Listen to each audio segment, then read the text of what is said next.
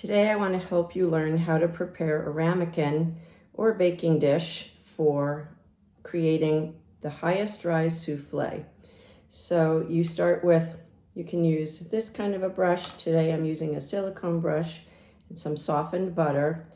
And you want to butter the bottom of your baking dish first. And then you do vertical strokes up the side, all the way around, vertical strokes.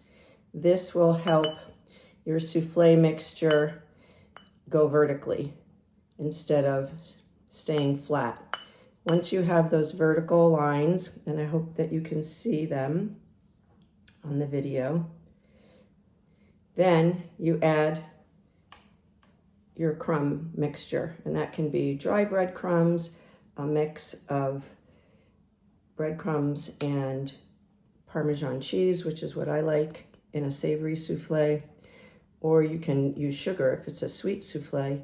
And then you just tilt your cup and tap, and the breadcrumbs will stick onto the butter. And that's it. That's the easiest way to do it, and you will get the highest rise.